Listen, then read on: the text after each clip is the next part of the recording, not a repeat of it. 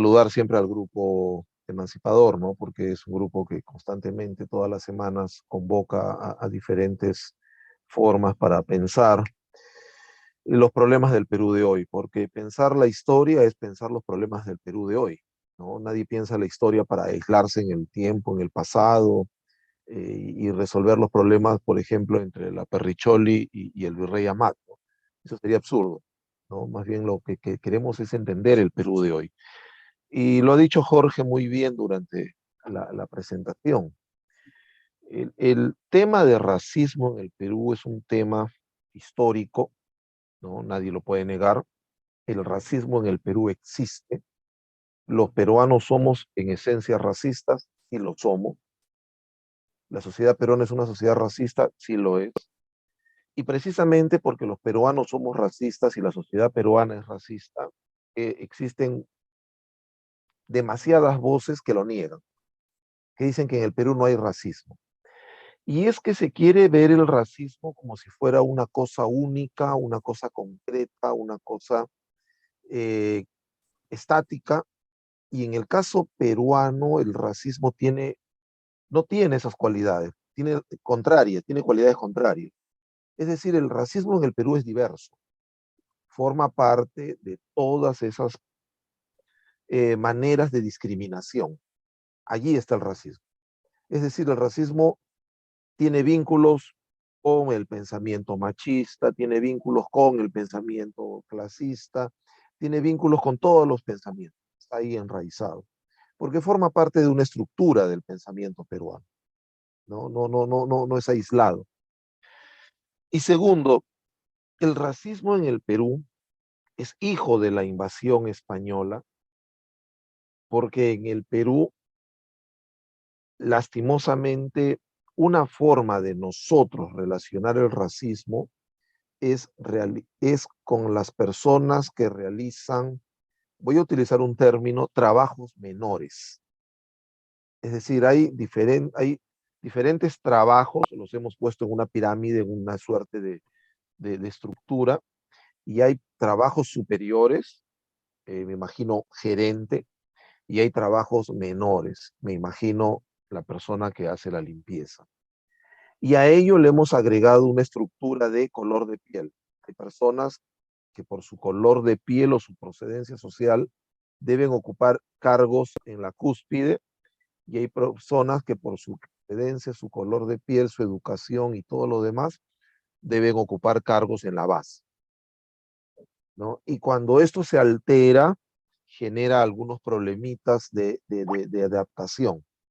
Ahora, un elemento importante para la formación de esta estructura racista que tenemos en el Perú es la llegada de los españoles con elementos esclavos negros. El esclavismo ha existido en Europa mucho antes de la llegada de los españoles. Es más, cuando los españoles llegan a América en 1492, ya casi en toda Europa eh, las formas de esclavitud que se habían desarrollado 1000 o 1500 años antes ya habían desaparecido. El Imperio Romano fue esclavista. Las ciudades griegas, que eran muy democráticas, también eran esclavistas. Los pueblos germanos del norte también eran esclavistas. Los pueblos que ocuparon posteriormente lo que hoy llamamos Inglaterra también eran esclavistas. La misma Francia, ¿no? La zona de los galos también eran esclavistas.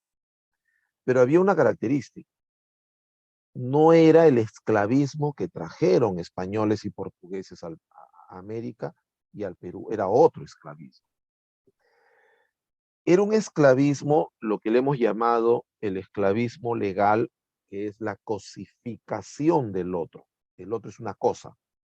La ley permite entender a otro ser humano como cosa. Si lo entiende como cosa, le quita el elemento ser humano. Y al cosificarlo, lo convierte en algo, entre comillas, en algo que se puede comprar y que se puede vender. Eso es un esclavo. en la Roma imperial, en la Grecia de ciudades democráticas. Y aquí hay una característica. El esclavo en la antigua Grecia, el esclavo en la antigua Roma, tenía casi las mismas características fenotípicas externas que el esclavista. Me explico.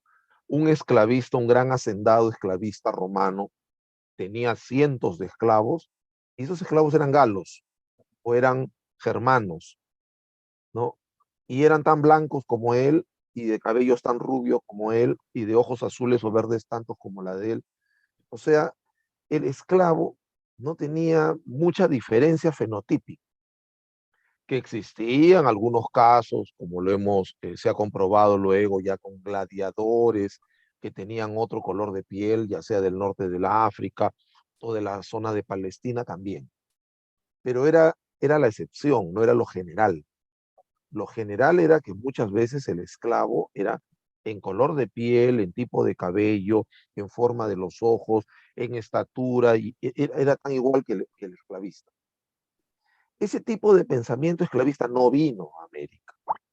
Ese pensamiento esclavista desapareció, surge la sociedad feudal, ¿no? Donde el esclavo empieza a ser reemplazado por el siervo, y lo que viene a América es otra variante del esclavismo, porque aquí tenemos que decir que así como no hay un solo feudalismo, hay cerca de 40 tipos de feudalismo, tampoco hubo un solo tipo de esclavismo. El esclavo en Egipto tenía una característica, la esclavitud en Mesopotamia tenía otras características. El código de Nabucodonosor es el que crea la idea de esclavismo en el mundo antiguo, ¿no? A partir de las deudas. Entonces vamos viendo de que no hay una sola forma de esclavismo. ¿Cuál es la forma de esclavismo que llega a América? Que es traída por españoles, portugueses, y que luego es consolidada por ingleses y franceses e incluso holandeses, o neerlandeses, como le llamamos ahora porque son de Países Bajos. Es una esclavitud donde el esclavo tiene una característica fenotípica externa única. ¿Cuál es esta? La piel negra, ¿no? Ese es el esclavismo que viene a América a partir de 1492, y el que llega al Perú a partir de 1532 es el esclavismo en el cual se sostiene que el esclavo es diferente al amo. ¿Y dónde está esa diferencia? En el color de la piel. No es como hemos visto en la antigua Roma, donde el esclavista romano era tan blanco y los esclavos germanos eran blancos.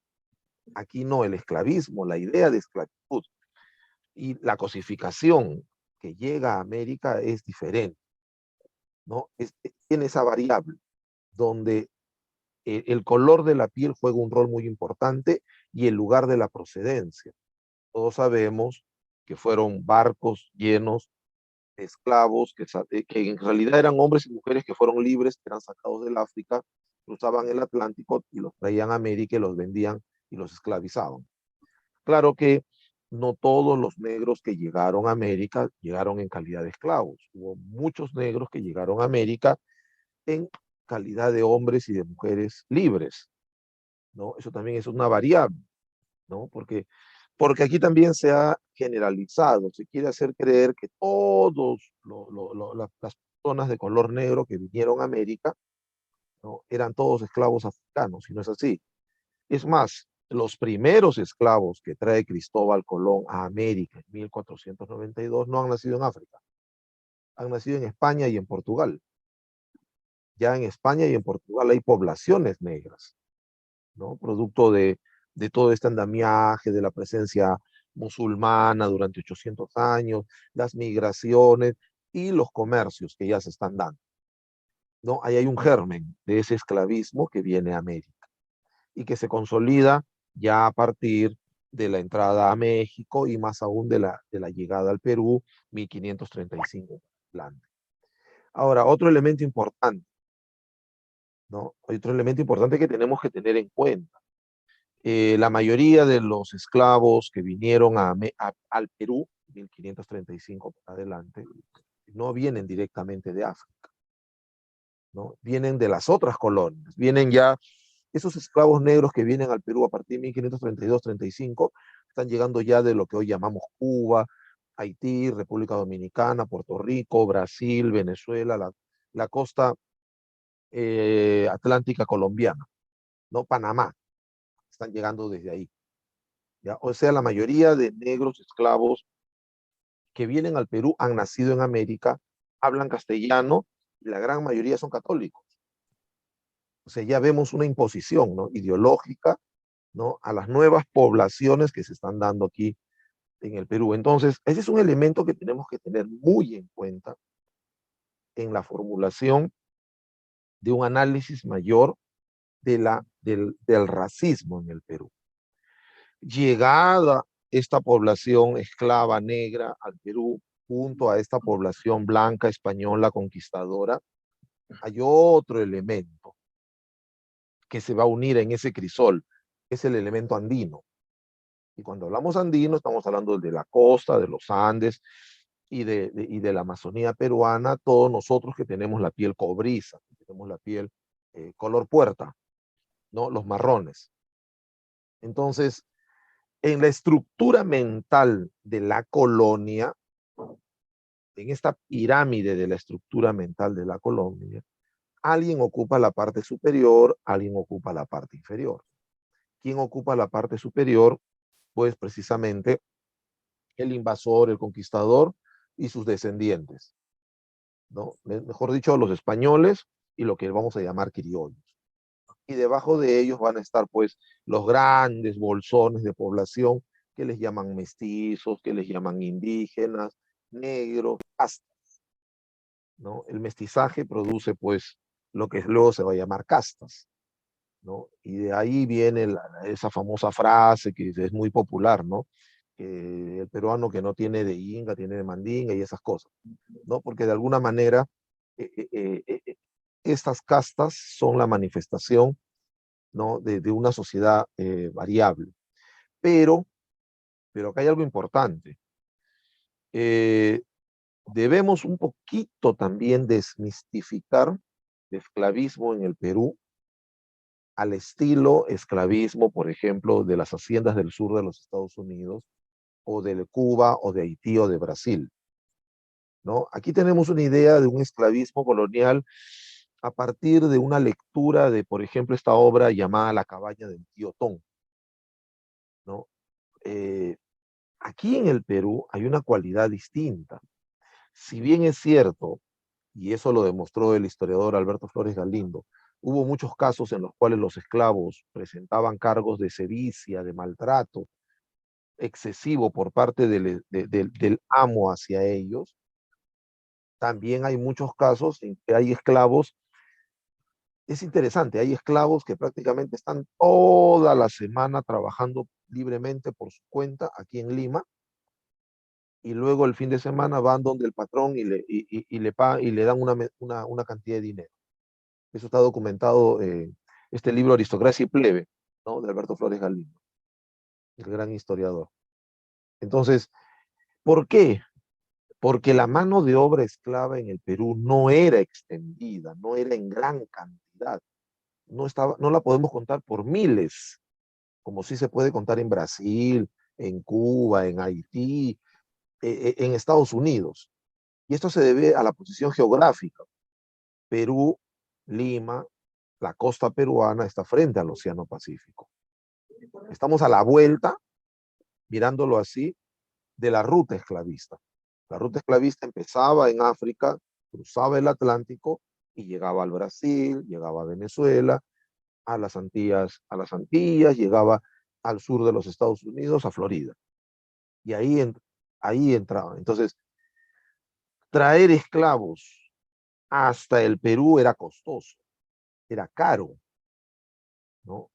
Pero hay otro elemento importante. Nosotros, Perú, junto con Bolivia, con Ecuador y también con México, somos los países donde existió una gran cantidad de población autóctona, indígena, que, que 300 años de dominación española no lograron devastar. O sea, a partir del trabajo de la mita, ¿no? Que es una cuestión legal, los españoles refundan la mita en función de sus intereses, el indígena peruano tenía que trabajar gratis a favor del español. Entonces, frente a una mano de obra gratuita, como era la del indígena, y otra mano de obra que costaba, como era la del negro, el mayor peso y el mayor desprecio va a caer sobre el indígena, porque era gratis.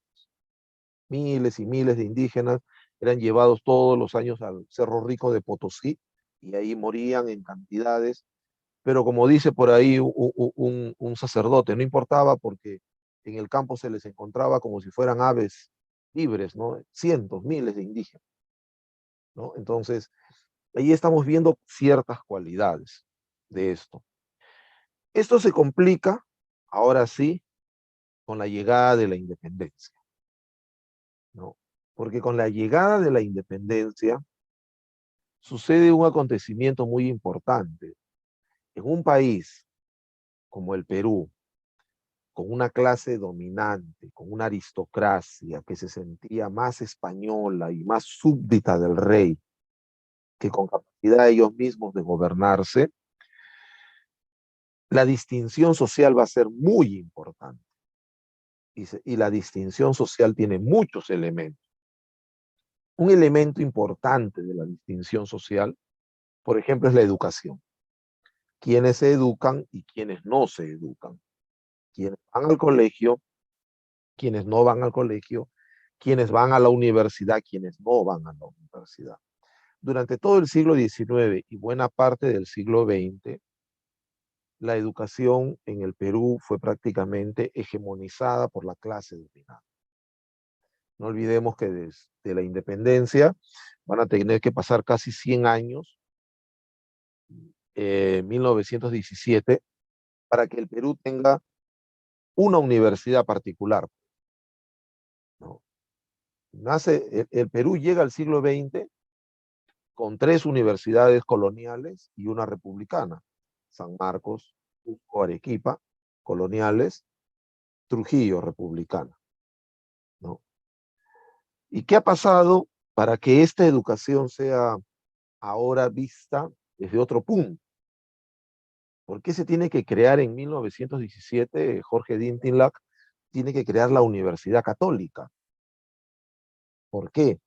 Porque la educación, si bien es cierto, como hemos dicho, durante el siglo XIX, es una educación exclusiva para ciertos grupos sociales, para la clase dominante, para las aristocracias locales, regionales, ¿no? Empiezan a surgir algunos cambios en el Perú luego de la guerra contra Chile. La guerra contra Chile va a marcar un periodo muy importante en la crisis del poder político. Sectores, vamos a llamarles así, sectores económicamente medios de las regiones que han luchado contra el invasor chileno, están reclamando su cuota de poder. Y eso hace que cuando se comienza a rearticular la economía, la política en el Perú, los partidos, el Partido Civil, el Partido Liberal, el Partido Constitucional, el Partido Demócrata, estén plagados de provincianos. Voy a utilizar ese término muy de la época, entre comillas, provinciano. ¿Ya? Ya la política ya no le pertenece a la casta superior, que era Lima y un par de ciudades de la costa. No, ahora hay provincianos. Y entonces la universidad empieza a llenarse de provincianos. Y las clases dominantes limeñas no pueden soportar que sus hijos estudien con provincianos, ¿no? San Marcos se llena. San Marcos, hacia 1900, tenía como alumnos pues a José de la Riva Agüero y Osma, tenía como alumnos a Víctor Andrés Belaúnde Díaz Canseco, tenía como alumnos a los García Calderón Rey, ¿no? Para 1910, para 1915, para 1920, San Marcos tiene como alumnos pues a César Vallejo, ¿no? Al Cholo César Vallejo, al Cholo Julio Cetello, ¿no? Al negro Abraham Valdelomar, ¿no? ¿Qué pasó con San Marcos? Entonces, Para eso se funda la Católica, ¿no? Para eso se funda la Católica, para rescatar a los hijos de las familias distinguidas de esa transformación que se está dando en la universidad, en San Marcos. Ahí hay un quiebre. Y este quiebre yo lo veo muy importante.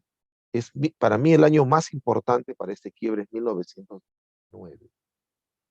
¿Qué sucede en 1919? Finales de 1918, inicios de 1919, la gran huelga de obreros que logra la ley que generaliza la jornada laboral de 8 horas a nivel nacional. Una gran manifestación obrera. Obrero en el Perú es cobrizo, obrero en el Perú es negro, obrero en el Perú es mestizo, ¿no? Muy poco blanco, obrero en el Perú. Luego, la llegada de Leguía. La llegada de Leguía al Perú en 1919 genera una gran movilización de una masa humana tan grande que cuando Leguía gana las elecciones prácticamente lo coloca a Leguía en el poder, ¿no? Lo lleva a Leguía y lo sienta en Palacio de Gobierno, por decirlo de alguna manera. Una gran movilización, ¿no? Tercera gran movilización social, los estudiantes universitarios en 1919 en San Marcos se han sublevado, están pidiendo cambios, están pidiendo leyes que permitan cambiar la universidad, que la universidad deje de ser esa institución feudal que todavía era para convertirse en una institución liberal, porque eso es lo que querían durante la reforma de 1919, crear una institución liberal, ¿no? Y todo eso coincide también con el famoso paro de las subsistencias, que lo hemos investigado muy poco. El paro de la subsistencia está siendo dirigido por mujeres obreras, ¿no? Que están reclamando por el alza del costo de la vida, como decían ellos. Los precios subían y las mujeres entonces proponen ir a la huelga. Lastimosamente la huelga fracasa, pero vemos que el año 1919 el país, la sociedad peruana está movilizada, ¿no? ¿Y por qué está movilizada? Porque están surgiendo los nuevos grupos sociales que luego van a ser muy importantes en la historia del Perú del siglo XX. ¿Ya? ¿A qué me refiero? ¿No? Ideas políticas, el socialismo de Mariátegui, la propuesta de una derecha nacionalista de Aya de la Torre, ¿no? Y en todo este devenir histórico, hay un elemento importante, búsqueda de la ciudadanía. Y yo creo que eso es importante para entender el racismo en el Perú del siglo XX y el racismo en el Perú de hoy. La búsqueda de la ciudadanía, que es un elemento de pensamiento liberal. Las personas quieren ser ciudadanos en el Perú, ¿no? Conversando de esto con personas mayores, preguntándoles yo, porque yo era muy muchacho, era un adolescente cuando se dan las elecciones de 1980, que el Perú regresa a la democracia luego de la dictadura de Morales Bermúdez, les preguntaba, ¿cuál fue el impacto en la ciudadanía, en el peruano, que de repente puede ir a las ánforas y votar? Porque recordemos que un gran porcentaje de peruanos no votaban en 1979, 78 o 77 porque eran analfabetos. La Constitución del 79 dice, eres analfabeto, no importa, tienes que ir a votar, eres ciudadano. O ese impacto en ese grupo de mujeres que el año 56 logró votar, porque se da la ley de que las mujeres, no todas, pero sí cierto sector de mujeres puedan votar en las elecciones del 56. Entonces, ¿a qué voy? Voy a la idea de que como no hemos logrado conformar una nación, como no hemos logrado cuajar un proyecto de país que abarque un nosotros extenso, la idea de ciudadanía todavía sigue siendo un factor muy importante. ¿Por qué digo esto? Y explico. Me viene a la mente en este momento ese video que ha corrido por las redes sociales, donde Esto creo que hace 2 o 3 días, un gran número de policías se presenta como si fuera una muralla humana, evitando que la gente pase por la avenida Abancay.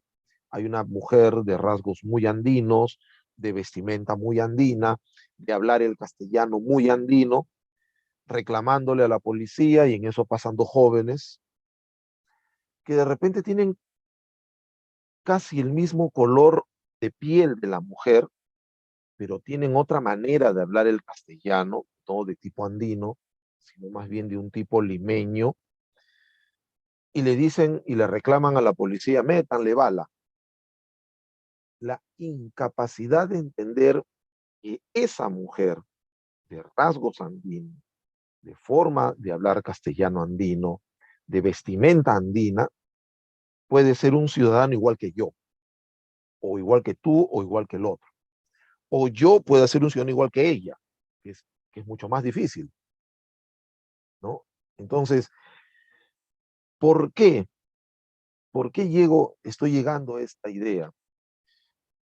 Porque en el Perú el racismo se ha diluido en muchas acciones que muchas veces no tienen que ver tanto con el color de piel de la persona que es discriminada, o tanto con el color de piel de la persona que discrimina. Por eso es que aquellos que dicen que en el Perú no hay racismo, dicen que en el Perú no hay racismo porque no se ha elaborado un discurso, como por ejemplo elaboró el discurso Hitler en sus libros y en sus manifestaciones. Hitler sostenía, ¿no?, que el gran peligro de Alemania era el judío, y hablaba mal del judío, y al judío lo presentaban con una nariz grande, y al judío lo presentaban con un cuerpo medio a un roedor y hasta con una cola, ¿no? Porque un elemento del racismo es la animalización del otro. Cuando al otro lo comparamos con un animal, ahí hay un elemento de racismo.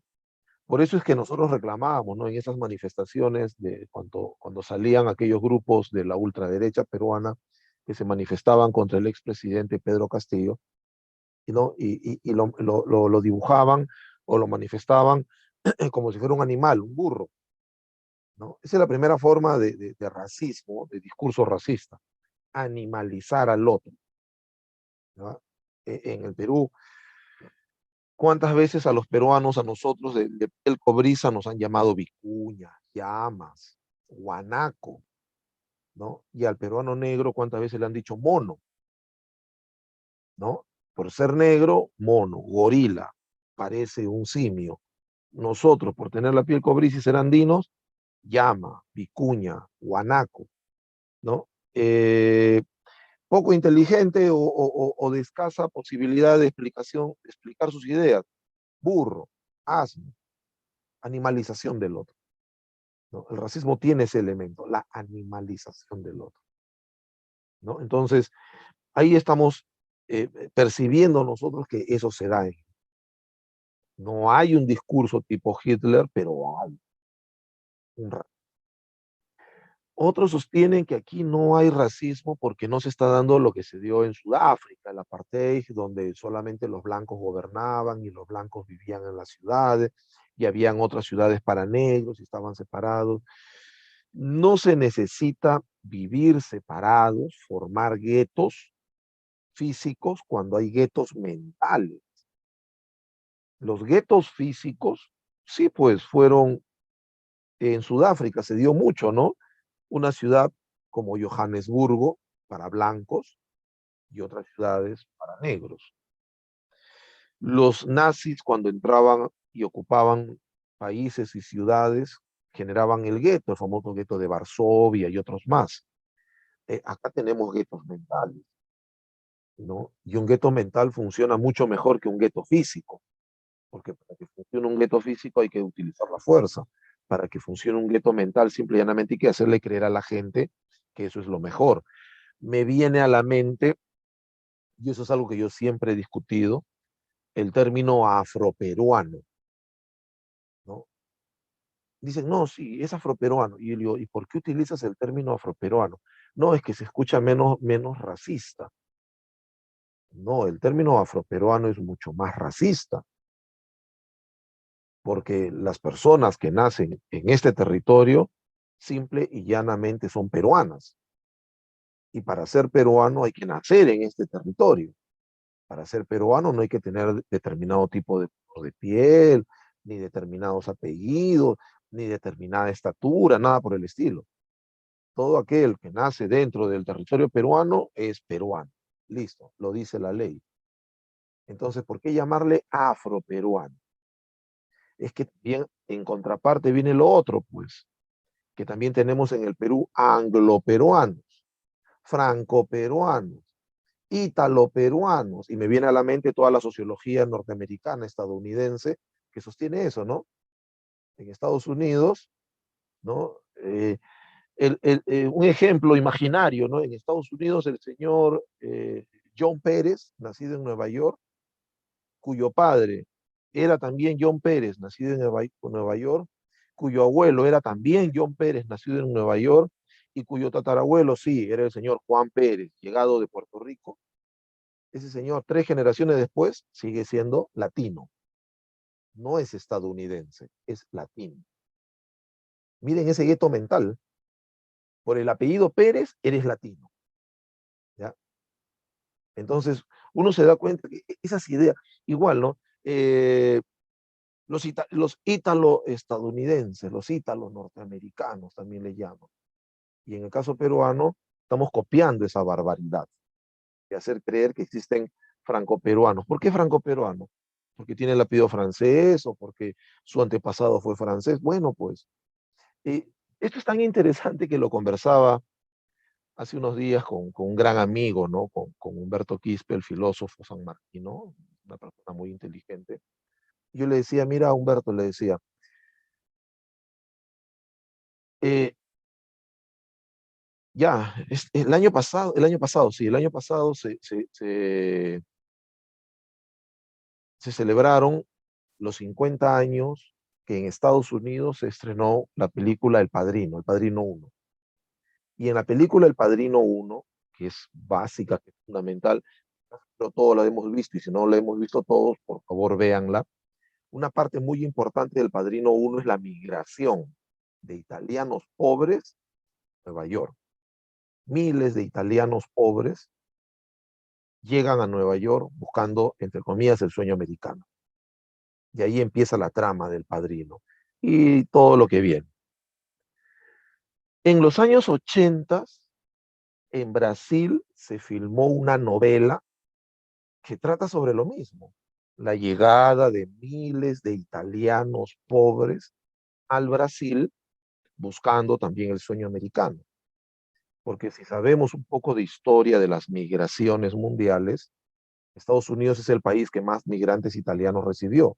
Y luego de Estados Unidos es Brasil. Brasil es el segundo país al que llegaron millones de italianos escapando del hambre y la miseria que se sufría en Italia, en la península en aquella época. Y en el caso peruano, nosotros no hemos filmado ni siquiera un documental de la llegada de los migrantes europeos, ya en el Perú republicano, en el Perú a mediados del siglo XIX para adelante. No hemos filmado un documental siquiera de 4 minutos de cuál fue la condición de esos europeos que llegaron al Perú. ¿Y por qué? Porque si en Estados Unidos se puede grabar una película donde demuestra que los europeos que llegaron a Estados Unidos eran pobres, morían de hambre, estaban enfermos, con tuberculosis, llegaban a trabajar y muchos de ellos se volvieron mafiosos y asesinos? Porque en el caso de Brasil sí se puede filmar una novela donde miles de europeos llegan al Brasil, entran al campo, trabajan para no morir de hambre? ¿Y por qué en el Perú no podemos filmar ni siquiera un documental de 4 minutitos que nos narre de los europeos que a partir de la mitad del siglo XIX para adelante llegaron a este país, ¿no? a, a, a, a quedarse? ¿Por qué? ¿A qué se teme? Se teme a que se diga de que los europeos que llegaron al Perú, ya sea italianos, franceses, ingleses, alemanes, etcétera, eran los que se morían de hambre en su país y tuvieron que llegar al Perú a poder hacer aquí algo para poder sobrevivir y vivir dignamente. Sus descendientes se sentirían pues ofendidos porque se está afectando la memoria histórica de sus antepasados, ¿no? Entonces nos damos cuenta, ¿no? Que no es necesario tener un discurso racista, agresivo, fascista, donde se viva, ustedes viven allá, yo vivo acá, que haya un racismo efectivo en el país, ¿no? Si queremos hacer una película de pobres y de miserables, en que el Perú salen de un lugar y van a otro lugar a trabajar, siempre van a tener que tener la piel cobriza. Los pobres y los miserables en el Perú salen de un lugar y van a otro lugar, siempre tienen que tener la piel cobriza. Pero no podemos hacer una película donde sean esos italianos que se morían de hambre en la península y que luego llegaron al Perú y bueno, pues, y empezaron a desarrollar y se consolidaron como una clase empresarial, voy a llamarle así. ¿No? Nadie puede decir. O sea, no puedo hacer yo la biografía del señor Donofrio que llegó al Perú y que con una carretilla vendía helados y poco a poco fue surgiendo. No. La idea es que Donofrio ya vino, era un multimillonario que vino al Perú y nos trajo la modernidad. Porque inclusive hasta han creado el término élite modernizadora. Cuando yo escucho ahí hay algunos sociólogos, antropólogos, no, la élite modernizadora, ¿qué élite y qué modernizadora? Basadre, en su texto, El problema de las élites en el Perú, Basadre dice, para que un grupo se convierta en élite, tiene que tener capacidad dirigencial. Nosotros no tenemos clase dirigente, tenemos solamente clase dominante. Y si no tenemos clase dirigente, no tenemos élite. ¿Y de qué élite modernizadora? ¿No? Si es un subsidio. Entonces, vemos que tocar el tema de racismo en el Perú tiene esas vertientes. Ahora, si lo vemos también desde el plano institucional, esto es mucho más rico, es mucho más delicioso, ¿no? Yo siempre reclamo en clase donde yo enseño a mis alumnos, eh, cuando hemos tenido un cardenal en el Perú que apellide Quispe, que apellide Guamán, ¿no? Que apellide...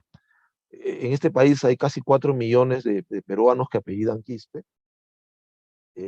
Quizás el 80% de esos peruanos que apellidan Quispe son católicos, pero no hay un cardenal, no hay un arzobispo Quispe, ni Mamani, ni Guamán, ni Condori.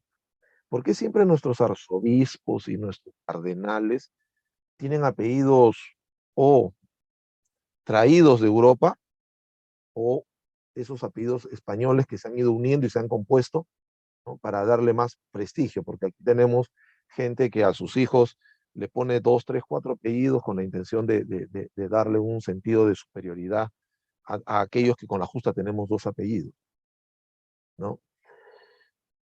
Eh, en 1982, la revista Quehacer le hizo una entrevista muy hermosa a Pablo Macera, donde Pablo Macera dice, ¿no?, que él a inicios de los 70 era un crítico muy duro del general Velasco, lo cual es cierto, ¿no? Los trabajos de Pablo Macera entre los años 70, 71, 72 son muy críticos contra el general Velasco. Pero él dice que a partir del año 78, 79 cambió su perspectiva. Y para el año 82, Macera se declara un gran admirador del general Velasco.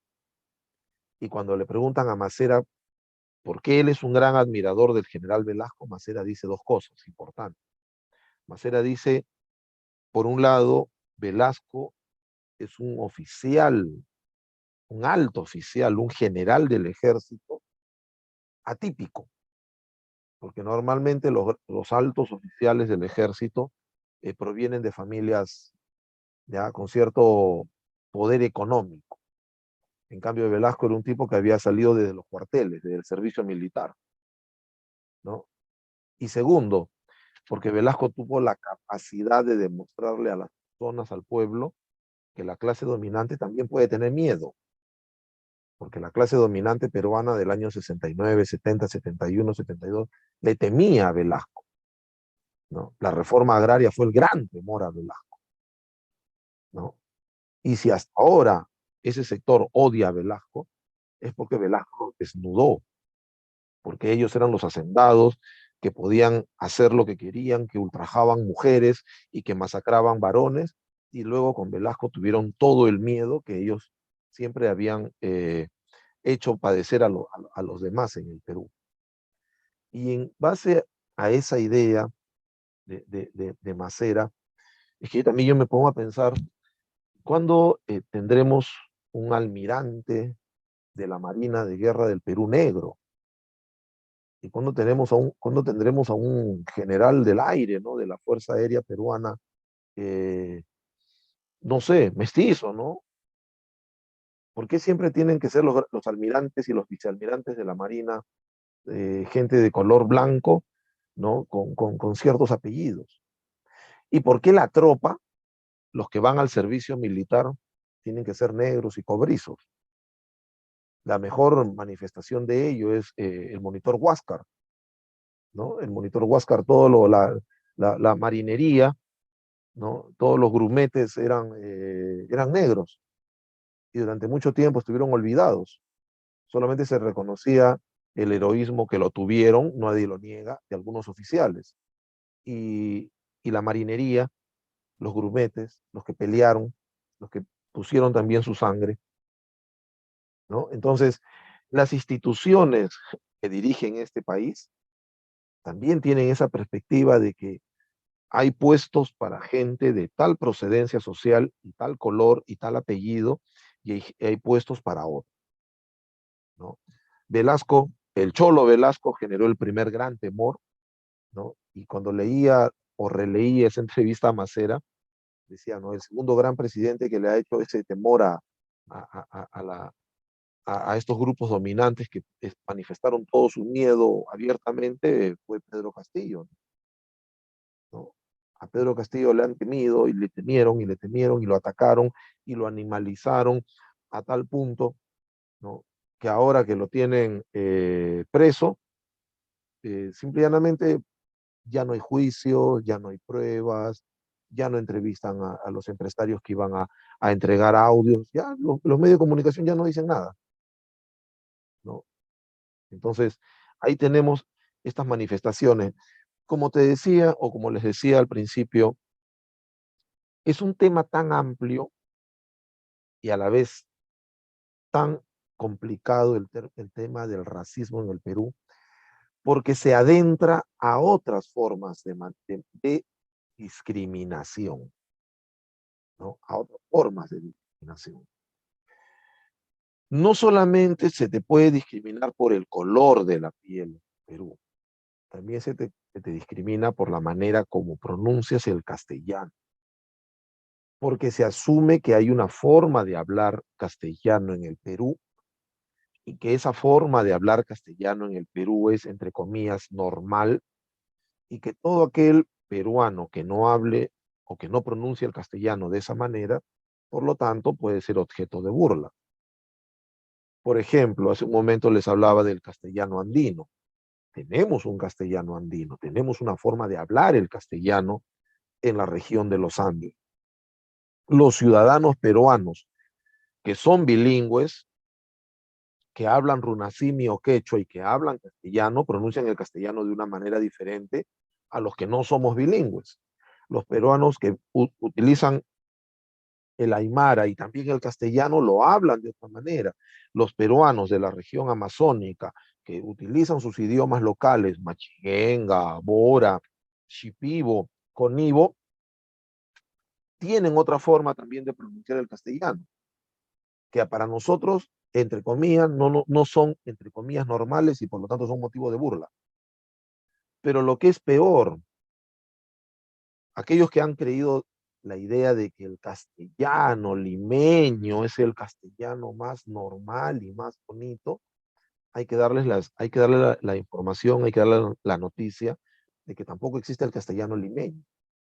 Y que el castellano limeño que ellos creen que es muy bonito, es precisamente el castellano que hablan las clases medias instruidas, porque las clases dominantes tienen otra manera de hablar el castellano.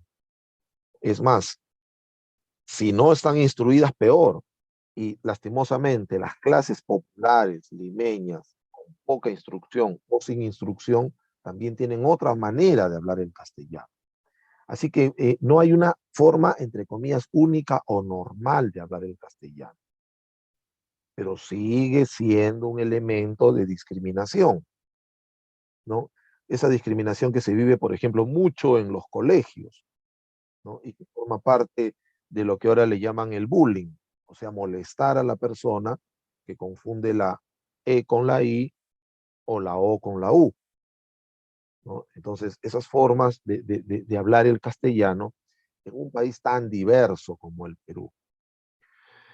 Segundo, la idea de mestizo. La idea de mestizo es una idea que están haciendo a finales del siglo XIX y a principios del siglo XX entre algunos intelectuales provenientes de las familias aristocrático-oligárquicas que están en San Marcos y que están proponiendo que debe haber una suerte de idea de mestizo para solucionar el problema de la diferenciación que hay en el Perú. Por ahí está Carlos Vice, perdónenme, está Carlos Vice, por ahí está el mismo Ribagüero, y ellos crean un concepto de mestizo basado en el elemento biológico. Van a sostener que el mestizo es una combinación biológica entre un padre español y una madre indígena, y por lo tanto el color de la piel no va a ser como la del padre, pero sí la cultura, y nos ponen como mejor ejemplo al Inca Garcilaso de la, ¿no? Pero la gran pregunta que siempre nos hacemos en el Perú es: ¿qué es ser mestizo? ¿Ser mestizo es ser más blanco o menos cobrizo? ¿O ser más cobrizo o menos blanco?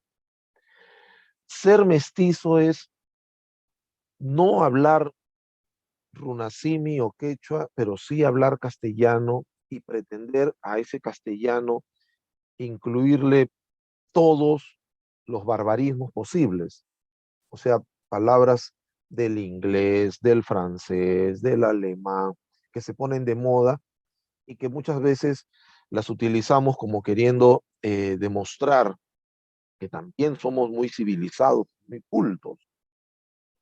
¿Ser mestizo es una forma de occidentalización o ser mestizo es una forma de pérdida de mi identidad andino o amazónica o costeño rural? Porque muchas veces hablamos del racismo contra el andino, muchas veces hablamos del racismo contra el amazónico que existe, pero no hablamos del racismo contra el costeño rural, ¿no? Contra el cholo piurano, por ejemplo, que también es motivo de burla. Cuando hacen sus chistes como habla el cholo piurano del campo, también la gente se burla, ¿no? Entonces, ya vamos teniendo que el racismo en el Perú es multifacético, ¿no? Y que sucede, que en momentos de crisis como el que está viviendo el país, estas formas de racismo brotan. No sé si de manera natural, de manera espontánea, no sé, o de como una forma de sobrevivir, pero brotan.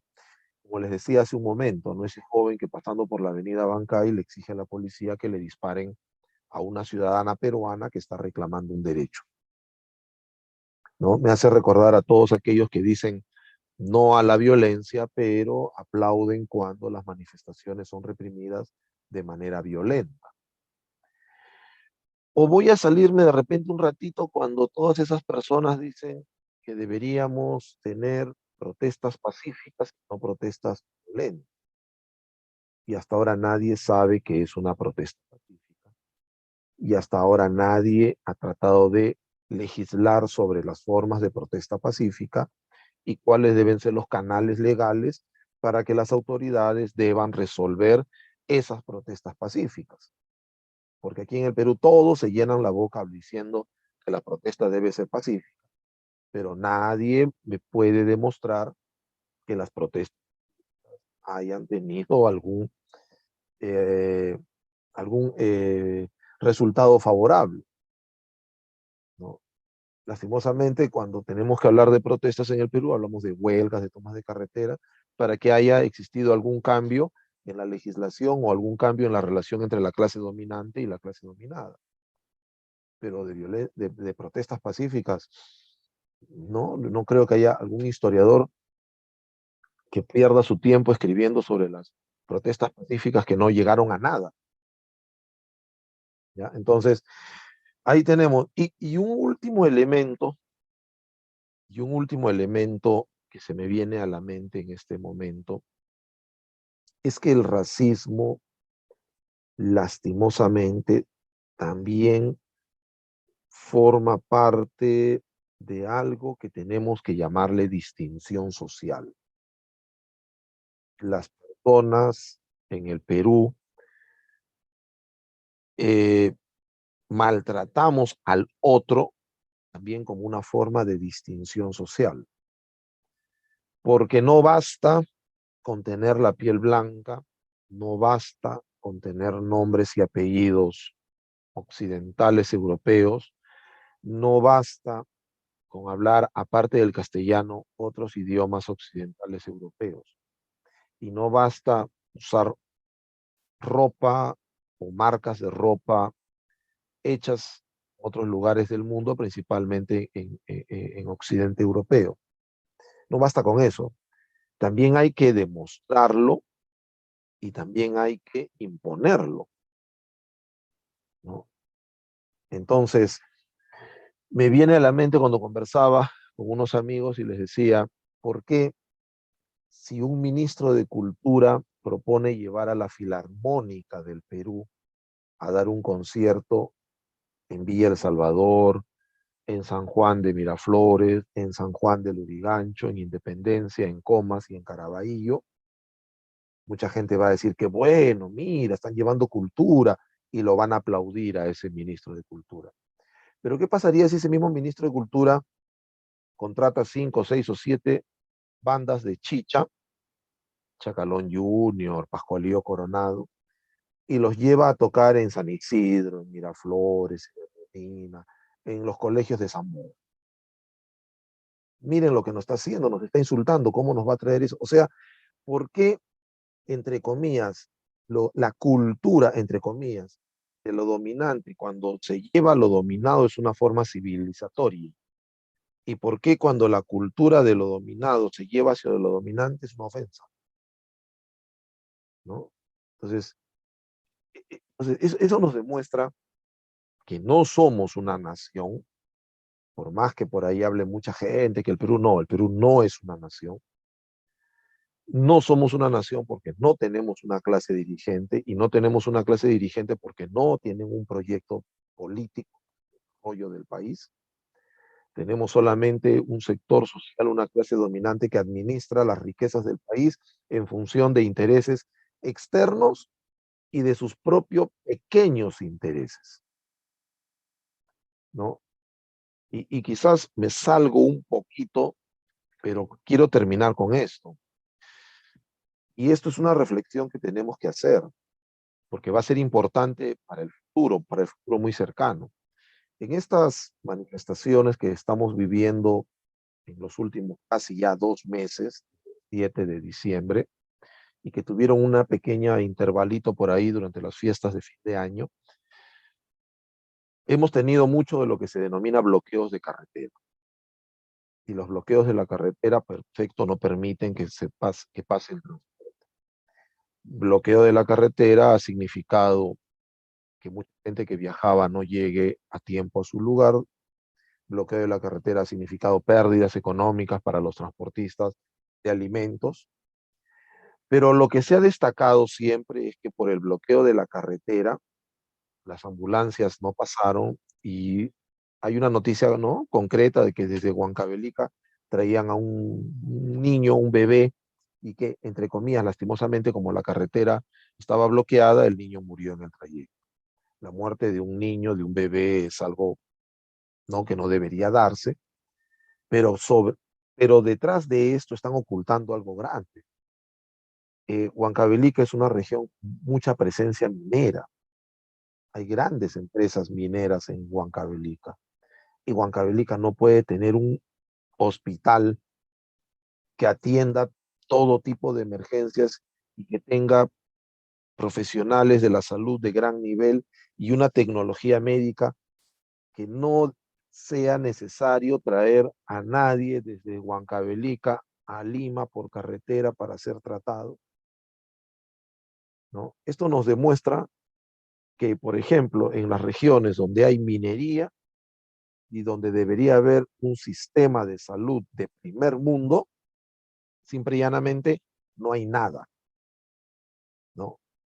Y si debería haber este sistema de salud del primer mundo, ya fuera una emergencia traer a una persona a Lima, ¿acaso no saben que en otros países de aquí, de América Latina, existen lo que se llaman las ambulancias aéreas, helicópteros ambulancias que pasan enfermos de una región a otra y que en los hospitales, en el techo de los hospitales, bajan ahí y pueden ser atendidos?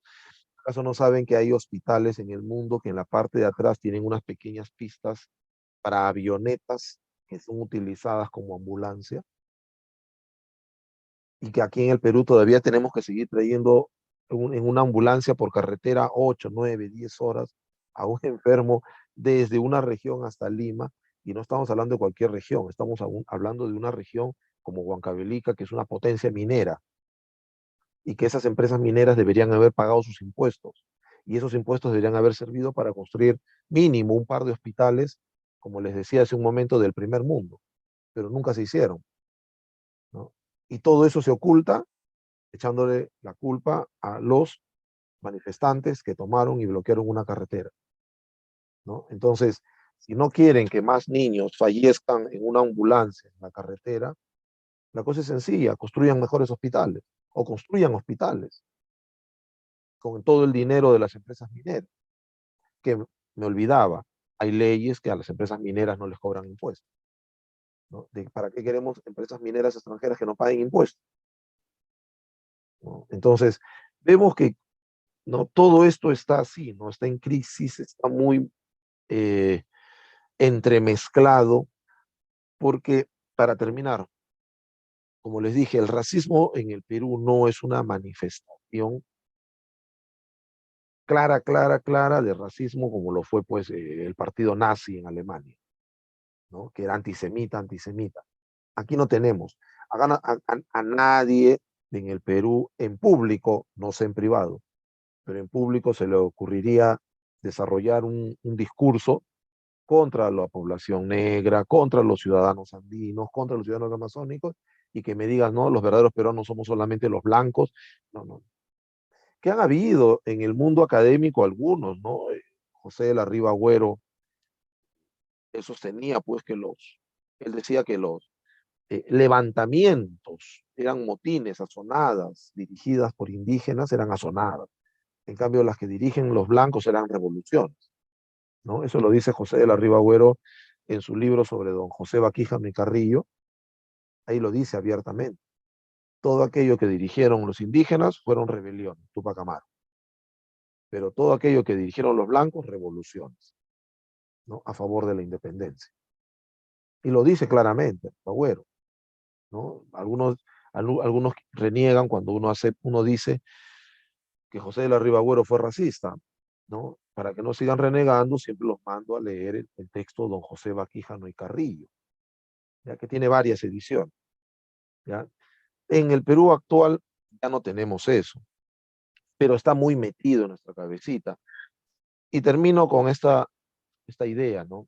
Recordarán ustedes, sobre todo los mayores, ese programa en la televisión peruana que fue un gran éxito los días sábados en la tarde, que era dirigido por don Augusto Ferrando, ¿no?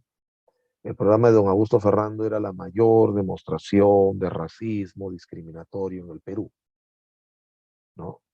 E iba una persona de baja estatura, se burlaban de él, pero no importaba porque al final le regalaban azúcar, arroz, leche y algún colchón y zapatillas y algo por ahí. Y una persona muy alta, también se burlaban de él. Y una persona delgada, se burlaban. Y una persona gorda, se burlaban. Y una persona de color blanco, se burlaban. De color negro, se burlaban. De color citrino, ¿no? Vestido con blue jeans, se burlaban. Vestido con pollera, se burlaban. Recordarán esas imágenes de Augusto Ferrando, ¿no? Era una burla permanente. Todo era posible de ser burlado, pero al final no importaba la burla, porque siempre llegaba el premio y el premio era arroz, cocina, leche y cosas por el estilo, ¿no? Esa es la característica del racismo en el Perú. Esa es la característica del racismo en el Perú. Que no importa todas esas manifestaciones, porque al final siempre hay un elemento económico, ¿no? Al último siempre hay un elemento económico, ¿no? Y siempre es bueno dar con ese elemento económico, porque al final el racismo, como toda manifestación social, es una representación de la estructura económica del país, ¿no? Hay que buscar dónde está el elemento económico para darnos cuenta de por qué estas situaciones todavía subsisten. Yo lo voy dejando ahí, Jorge, porque sé que ustedes tienen la dinámica de participación y preguntas y yo creo que con la participación de ustedes esto va a mejorar bastante. Gracias, gracias, Jorge.